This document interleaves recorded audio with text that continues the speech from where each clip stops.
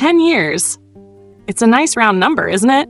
10 years is long enough for a city to reinvent itself, for close friends to become strangers, and for a family's heartbreak to scab over into an ugly scar. For 10 years, the name Charleston, South Carolina has been nothing more than a distant memory to me.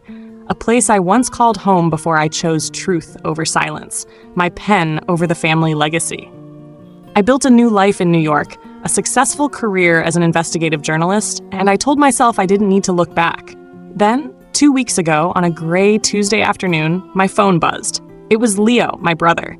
His voice on the other end was frantic, broken, a state I'd never heard from my always composed brother. "Juliet, you have to come back now. Dad's not okay. He needs you." My heart clenched. The walls I'd built over the past decade seemed to tremble. Dad needs me? The man who hasn't spoken a kind word to me since I published that fateful article? Before my confusion could even settle, another email arrived. This one was from Eleanor Vance, my father's new wife. Her tone, in stark contrast to Leo's panic, was syrupy sweet, almost artificial. "Your father misses you so much, Juliet. He talks about you all the time. It's time for us to heal. Come home, dear." A desperate plea for help, a sugar-coated invitation. Two completely opposite messages, both pulling me in the same direction. Charleston. So here I am. I took the 3-hour flight, booked this hotel room, and braced myself for the hardest reunion of my life. I imagined every scenario, heated arguments, belated tears, awkward hugs, but never, not for a single second, did I imagine this. What Leo sent me 30 minutes before I got here, a copy of my father's amended will, signed just 3 weeks ago.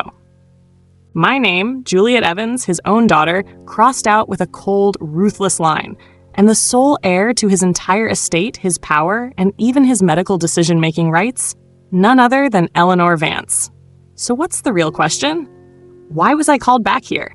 To mend a broken family, or to walk into a carefully staged trap meant to steal the last piece of my mother's legacy? On one side, my brother's cry for help. On the other, a stepmother, dripping with false kindness. And in the middle, a will that could destroy everything. The story I'm about to tell you isn't just about money. It's about a betrayal so perfectly disguised, a cruel disease weaponized, and the fight of 3 siblings to take back our father from the hands of someone he never should have trusted. And it all started with an article I wrote 10 years ago. To understand why a will carries such weight, why my father's silence felt like a verdict, we have to go back 10 years. Back to a very different Charleston, a very different Juliet Evans. 10 years ago, I wasn't a New York journalist with awards lining my walls.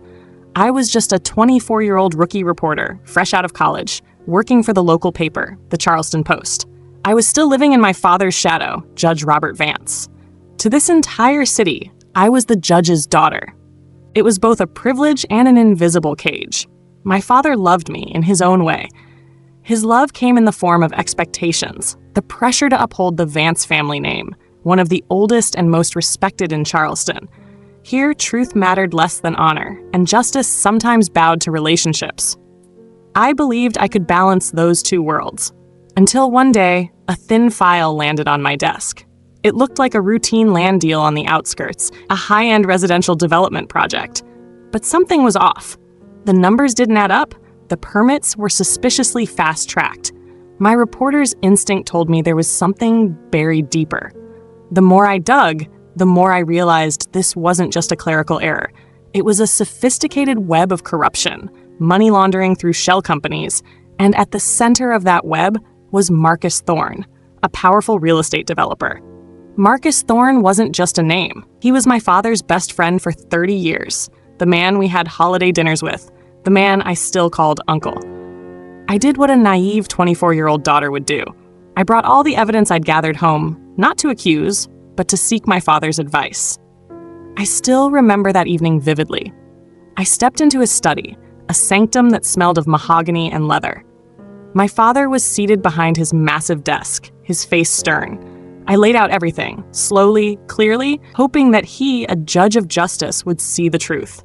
He listened patiently. When I finished, he didn't look at the file. He looked straight into my eyes. The silence stretched, heavy as lead. Then he spoke, his voice devoid of emotion. "Marcus Thorne helped our family when your mother was sick. Do you remember that?" I was stunned. "Dad, This isn't about that. This is illegal. No, he cut me off, his voice hardening. This is about everything. It's about loyalty, about honor. The Vance family doesn't turn its back on friends. We don't air our dirty laundry. But you're a judge. You swore to uphold the law. I protested, my voice starting to shake. He stood, his tall frame towering over me. I'm a judge, he said, emphasizing each word.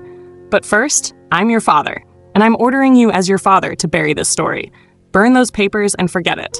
I looked at him, and for the first time in my life, I saw him not as a giant of justice, but as a man trapped by outdated codes of honor. Tears welled up, and I said, I can't do that.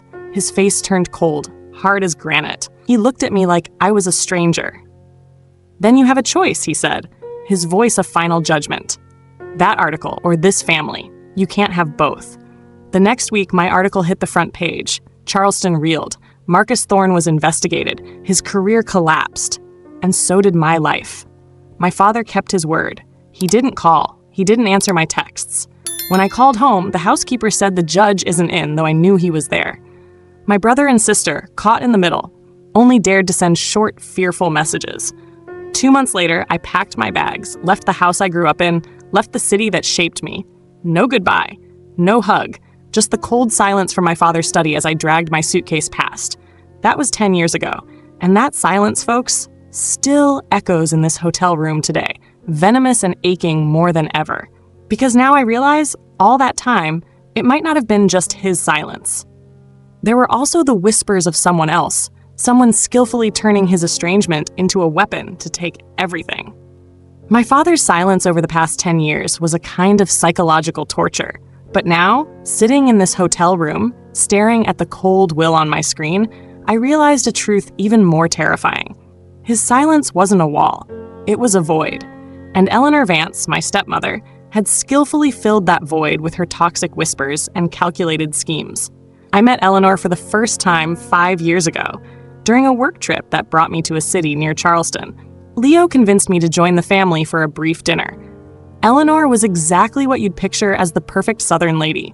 She had classic beauty, blonde hair elegantly pinned up, and a smile that never faltered. Nearly 20 years younger than my father, she brought a youthful energy that filled a house long steeped in grief since my mother's death. My father, a man once rigid and solemn, seemed lighter around her. He smiled more. Sophia, my sister, who always craved validation, was instantly charmed by Eleanor's attention and compliments. Only Leo and I sensed something off. Eleanor's perfection was too perfect. Her smile never reached her eyes. She treated me with cautious sweetness, calling me dear daughter, but in her gaze I saw a cold appraisal.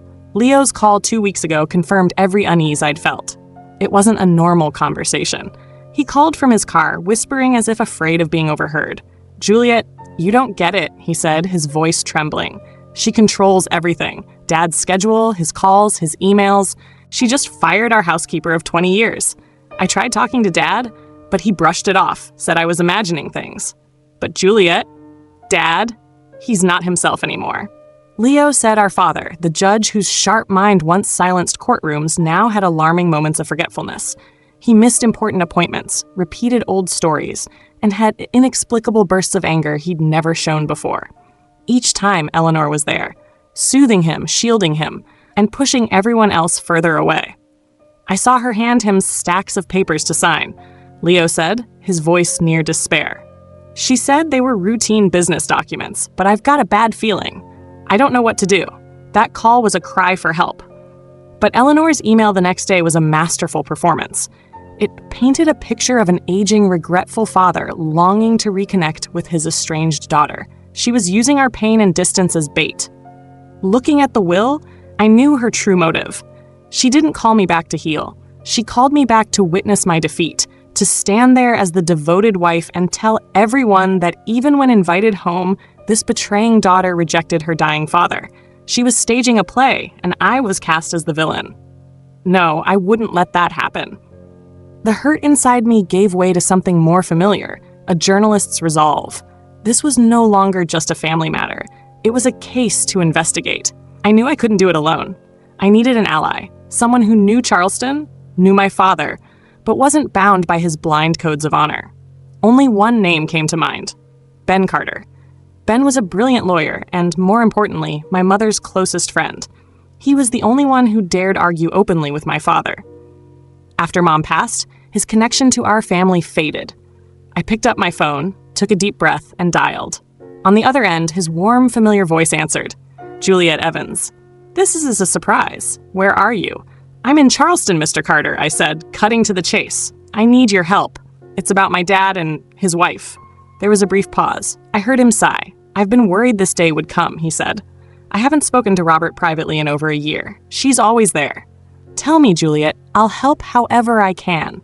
And just like that, in that lonely hotel room, my investigation began. I was no longer a daughter returning in shame. I was a journalist chasing the biggest story of my career, the story of my own family. My meeting with Ben took place the next morning at his law office in the historic district. It was a world apart from my father's study.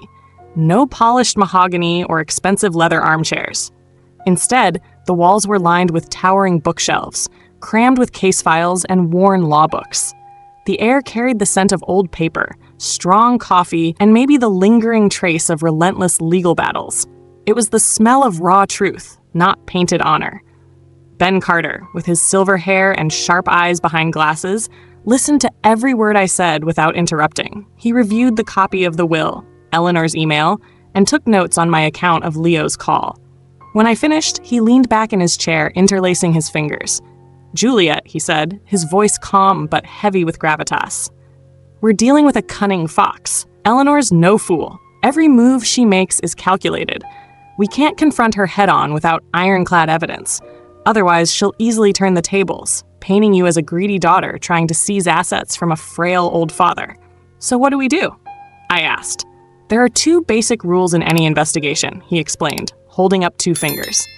"First, follow the money. Second, listen to those who've been pushed to the margins. We start there. We gotta work immediately."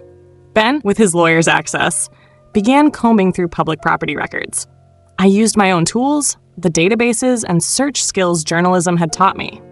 Within a few hours, we had our first breakthrough, a tiny thread poking out from a tightly woven tapestry.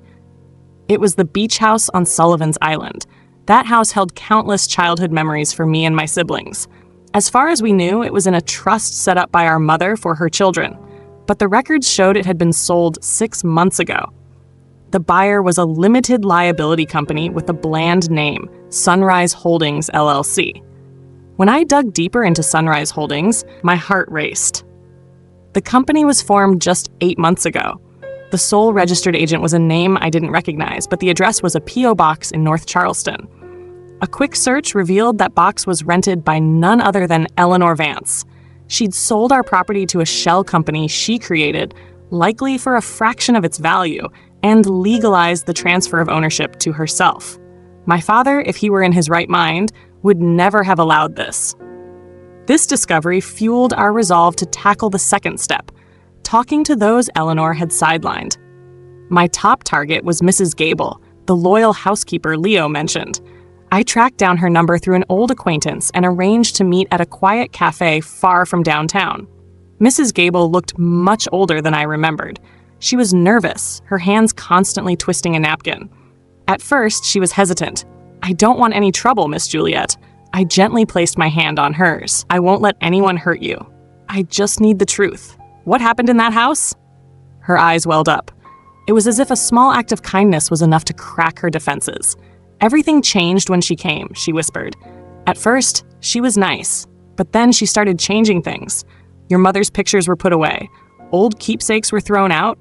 Then the staff. First the gardener, then the driver, and finally me.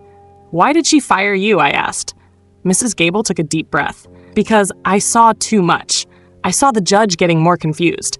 Some days he'd wear his sweater inside out. Other days he'd call me by your mother's name. And Mrs. Eleanor, she didn't help him. She used it. When he was confused, she'd hand him papers to sign. When he got angry, she'd tell others he was just tired.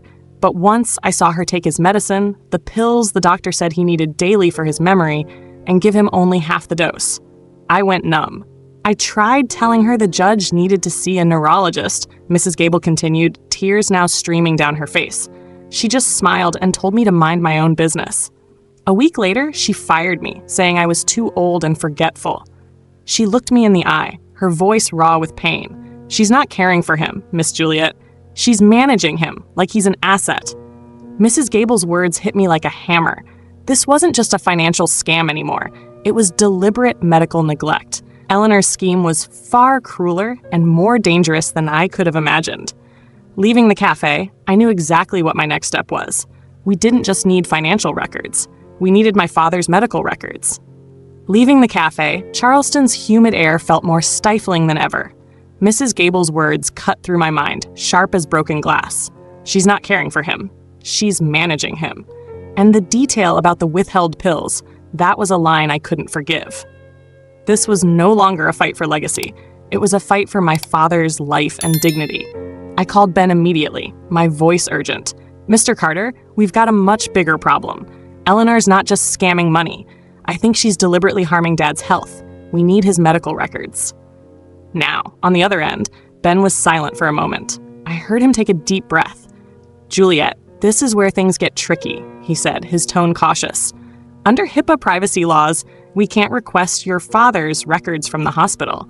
He's an adult, and the person with medical decision-making power, as you said, is Eleanor.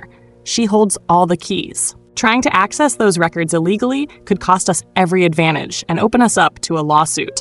His words hit like a bucket of ice water. We had a witness, signs of financial fraud, but the most critical door was locked tight by the law itself. Eleanor had planned for this. She'd made herself the legal gatekeeper of her darkest secret. I paced my hotel room, a sense of helplessness creeping in. But then a detail from Leo's story flashed in my mind. He'd said, "Our longtime family doctor, Dr. Peterson, retired pretty suddenly last year. Eleanor got a new doctor for Dad, Dr. Peterson. He'd cared for our family since I was a kid. He was a man of integrity, a family friend, not just a doctor. If anyone worried about Dad's health and distrusted Eleanor, it had to be him." I called Leo back. "Can you find a way to contact Dr. Peterson? What for?" Leo asked, his voice still laced with anxiety. "He's retired. That's exactly why we can talk to him." And I explained, "He's no longer bound by the current hospital. Leo, this might be our only shot. I need you to come with me. Dr. Peterson trusts you." There was clear hesitation in Leo's voice. "Juliet, I'm a lawyer. Approaching a doctor about a former patient. This is a gray area ethically. If this gets out, if we do nothing, I cut him off, my voice firmer than ever. Our father might not have much time left. Do you want to blindly follow professional ethics, or do you want to save Dad?" "Choose, Leo." Silence stretched for a few seconds. Finally, he sighed. "Send me the address." We met Dr. Peterson at his home, a modest house with a well-kept garden. He looked much older, his hair pure white, but his eyes were still bright and alert. He invited us into his living room, where he listened to our story with a face growing increasingly grave. I told him everything. The will, the shell company, the beach house, and finally Mrs. Gable's account of the tampered medication. When I finished, Dr. Peterson closed his eyes, his expression pained. He looked at us, an internal struggle clear on his face. "As a doctor," he began, "I swore an oath to protect patient privacy. What I'm about to tell you could cost me everything." He paused, then met our eyes. But as someone who's considered Robert Vance a friend for 40 years, I can't stay silent any longer. 3 years ago, he continued, his voice low, during a routine checkup, I noticed concerning signs in your father. I had him undergo a series of cognitive and neurological tests. The results confirmed my fears. Your father was diagnosed with early-stage Alzheimer's. Leo and I both held our breath. Alzheimer's. That cruel disease. I spoke privately with Eleanor, Dr. Peterson went on. I stressed the importance of starting treatment immediately, joining support groups, and planning for the future. I prescribed a specific medication to slow cognitive decline. That's the drug Mrs. Gable mentioned. How did she react? Leo asked softly. She smiled and told me not to worry too much. She said she'd take care of everything. But then she started canceling follow-up appointments. When I called, she said your father was too busy. When I tried speaking to him directly, she was always there, answering for him. I knew she was hiding his condition. I pushed back, and a few months later, I got word from the hospital that your father had switched to another doctor. I knew that was the end. Dr. Peterson looked at us, his eyes full of regret. I should have done more. I should have reported my suspicions. I failed him as a friend. No, I said, my voice thick with emotion. You didn't fail. You just gave us the weapon we needed. Thank you. Leaving Dr. Peterson's house, the world felt different. My father wasn't the cruel parent who disowned me. He was a sick man, a prisoner in his own mind, while a demon in angel's clothing slowly destroyed him. My anger was gone, replaced by pain and a steely resolve. We had financial evidence, we had a witness, and now we had the medical truth. We had everything except one thing, a united front. In the car on the way back, I looked at Leo. There's only one thing left to do, I said. We have to talk to Sophia. She has to believe us, no matter what. Sophia is an artist. Her world is one of color, emotion, and fragile beauty.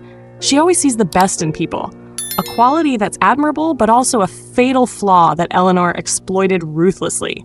Sophia doesn't live in the world of evidence and legal documents like Leo and me. To convince her, we couldn't just use facts.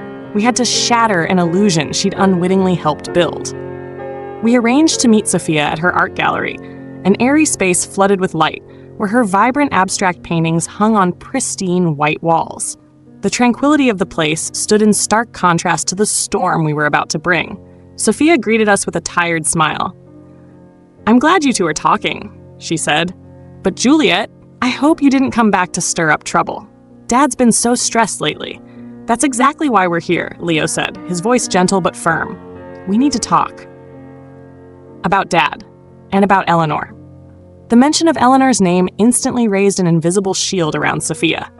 "Oh, here we go again," she sighed, crossing her arms. "Eleanor's been good to Dad. He smiles more since she came around. Juliet, I know you've never liked her, but you can't deny that.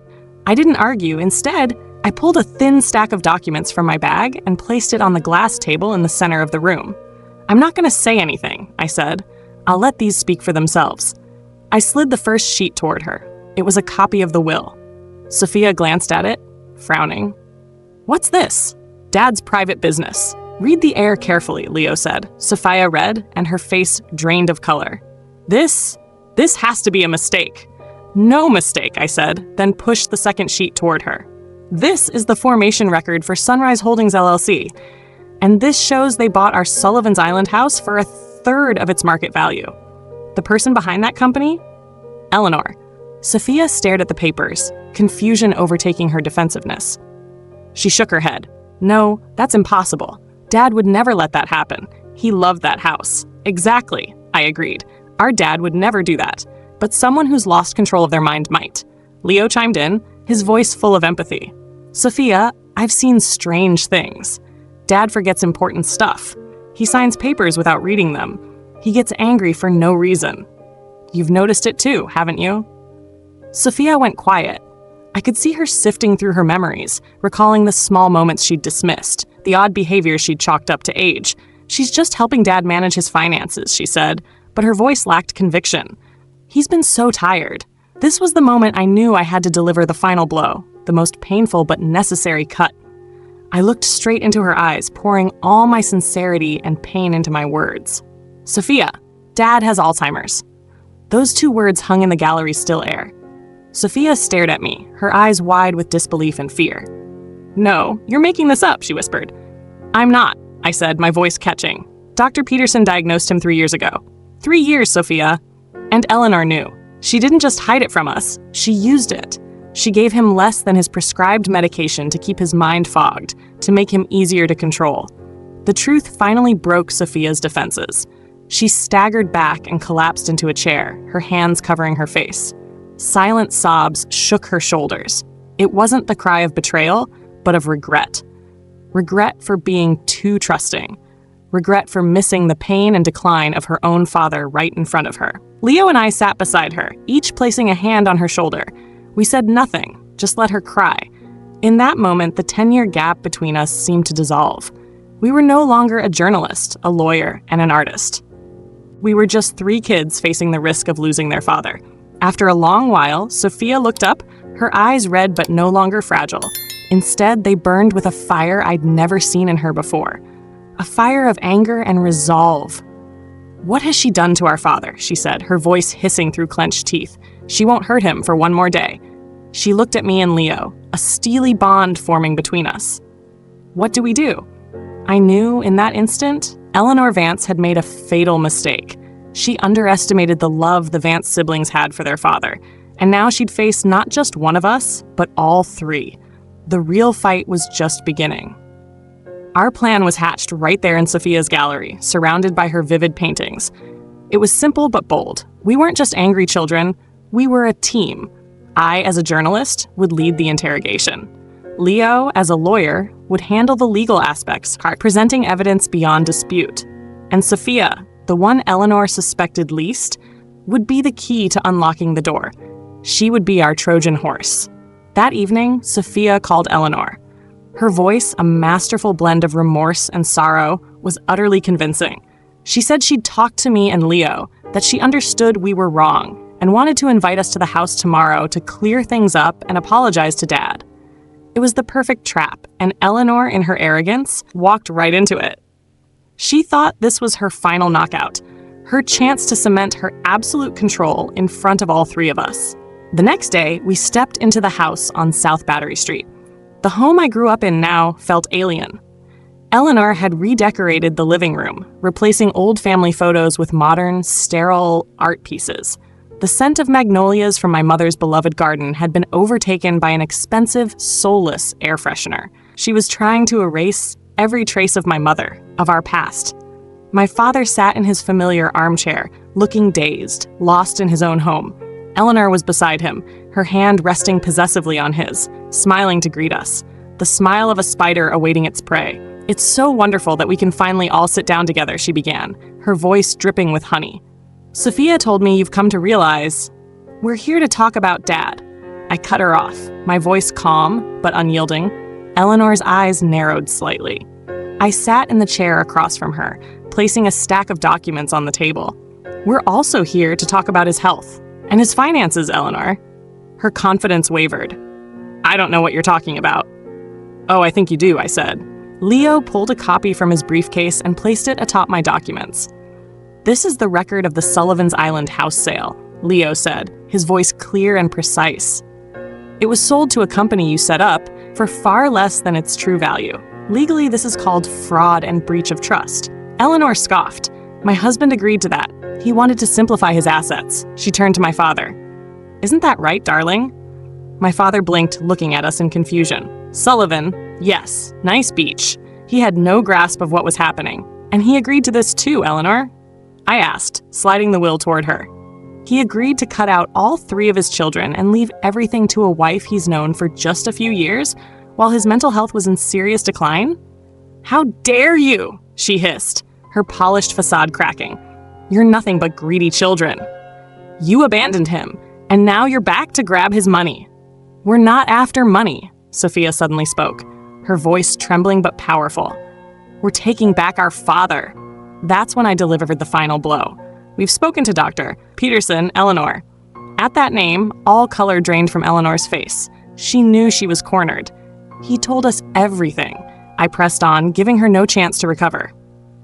"About the Alzheimer's diagnosis 3 years ago, about the medication you deliberately underdosed him with. If you didn't just deceive him financially, you've been slowly destroying him." "Lies! It's all lies." Eleanor screamed, panic flashing in her eyes. She grabbed my father's hand. "Robert, tell them how much I love you, that they're making this up to ruin us." My father, who'd sat silent and lost throughout the confrontation, suddenly lifted his head. The chaos, the accusations, the raw emotion in the room seemed to pierce the thick fog in his mind. His eyes were no longer vacant. They sharpened with startling clarity. He looked at Eleanor's panicked face, then slowly turned to us. His 3 children, our eyes filled with pain and determination. He pulled his hand from hers. Then, with a trembling finger, he pointed at his wife, his voice hoarse but resolute. You are not my family." It was a verdict. In that moment, the empire Eleanor had built on lies and manipulation crumbled to dust. Leo stood, pulling another set of papers from his briefcase and placing them before Eleanor. "This is an emergency petition for guardianship of my father, and a temporary restraining order barring you from contact with him. Our attorney is on the way." What followed was a whirlwind. Eleanor left in silence and defeat. The legal battle might drag on, But the most important fight was over. That evening, there were no lawyers, no accusations, just the three of us siblings sitting in the living room with our father. He slipped back into his haze, but a new peace rested on his face. Occasionally, he looked at us and smiled, a smile not fully aware but warm. I knew we couldn't reclaim the lost years. We couldn't cure our father's disease. The Vance family would never be what it once was.